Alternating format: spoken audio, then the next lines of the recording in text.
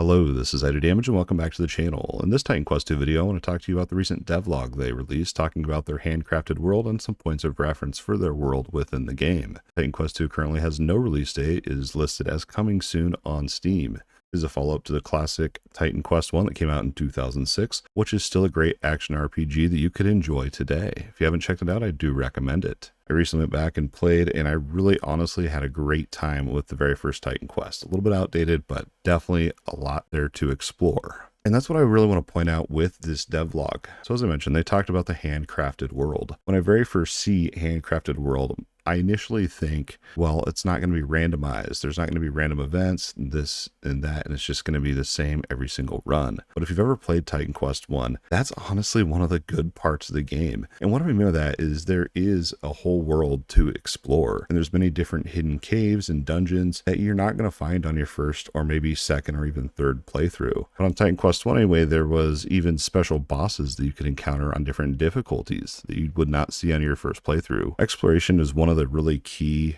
foundations of Titan Quest 1, and I'm really excited to hear that they're going to be carrying that into Titan Quest 2. In the devlog, they really hit this home by saying, quote, "Many of the most interesting parts of Titan Quest 2's world are not signposted at all. They're there for players to discover on their own." And Titan Quest 1 was very true with this element, and so I'm so excited to see that being carried over here into Titan Quest 2. They shared a couple screenshots in the devlog, and this one really got me excited to get my hands on this game. It just looks like there could be some monsters in here. I was kind of let down that there wasn't much gameplay or even monsters or anything. But again, this devlog was not about that. It's simply about the world and their point of reference. That's what I want to talk about next. Titan Quest 1 was based on Greek mythology, which really kind of makes the game stand out in the action RPG genre, as we don't see many Greek mythology based action RPGs really anyway.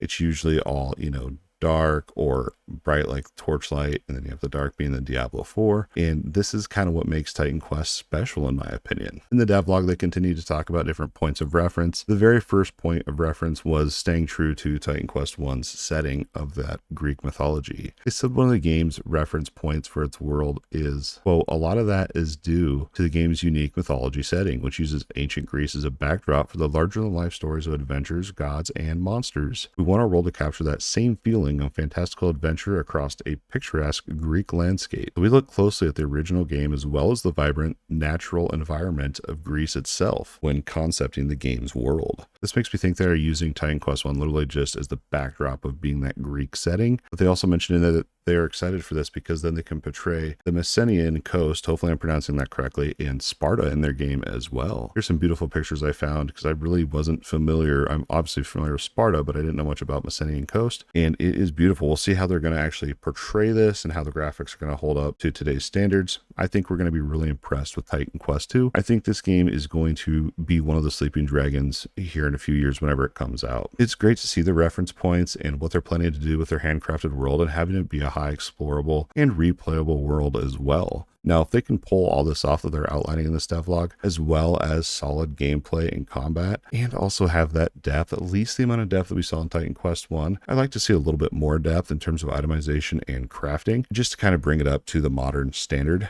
I think Titan Quest 2 will be a real gem. Let me know what you think down in the comments. Are you excited for Titan Quest 2? It was a pretty short devlog and a short and sweet video for you. Hopefully you enjoyed this video kind of outlining everything they covered about their handcrafted world and reference points for Titan Quest 2. That's going to wrap it up for this Titan Quest 2 video. Hopefully you enjoyed this video. If so, don't forget that like button and subscribe to the channel for more action RPG videos. The best way to support me is by becoming a YouTube channel member today, or leaving a super thanks down on the video below. Your view alone means the absolute world. As always, thanks for watching, and we'll see you in the next video.